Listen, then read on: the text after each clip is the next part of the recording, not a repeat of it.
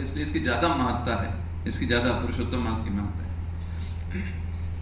तो यहाँ पर नरसिंह पुराण में भी इसके बारे में चर्चा आती है, भागवतम में नहीं आता है चर्चा, कि कैसे जब हिरण्यकश्यपु जो था उसने वरदान मांगा था, तो उसका एक वरदान ये भी था कि ब्रह्मा जी आपके बनाए गए 12 महीने में से मैं किसी में भी ना मरूं, है ना। अब कैसे मारा जाए उसको, तो भगवान ने इस 13वें महीनों को क्रिएट कर दिया, है ना। इसी का नाम क्या रखा, मल मास या फिर अधिक मास। ये 13वां महीना ये स्पेशली किसको मारने के लिए बनाया गया, हिरण्यकश्यपु। उसने ये भी उसका एक प्रतिज्ञा थी कि मांगा था उसने कि मैं 12 महीने में नहीं मरूंगा, ऐसा करके।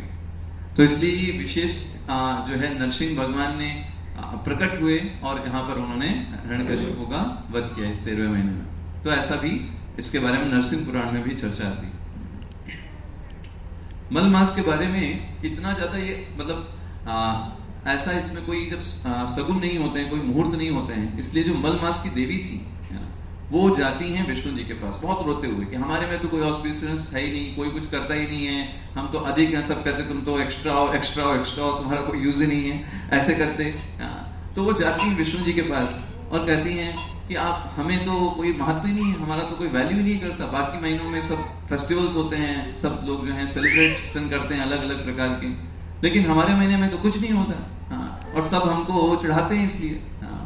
अब देखिए जैसे हर महीने के कुछ न कुछ भगवान के नाम हैं, केशव ऐसे करके, ऐसे तो हम श्रावण भादव कहते हैं, पर उसके अलावा भगवान के नाम के आधार पर भी उन महीनों के नाम, पर इसका कोई नाम नहीं था पहले। तो भगवान विष्णु जो है वो कहते हैं ठीक है, तुम्हारी इस व्यथा को मैं दूर करता हूँ, अभी तुम्हारे महीने में जो कोई भी आध्यात्मिक कार्य करा जाएगा उसका फल बहुत अधिक प्राप्त होगा, उस व्यक्ति के अंदर बहुत उसकी अधिक चेतना जो है उसकी परिवर्तन होगा उसकी। ऐसे करके उन विष्णु जी ने आशीर्वाद दिया, पर फिर भी वो रो रही थी, कहते नहीं नहीं नहीं, अभी तो हमारा कोई नाम नहीं है अभी भी।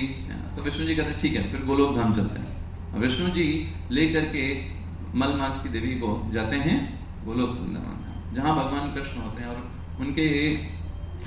उनके गोलोक वृंदावन में सारा धाम प्रकाशित हो रहा होता है, इतना प्रकाश होता है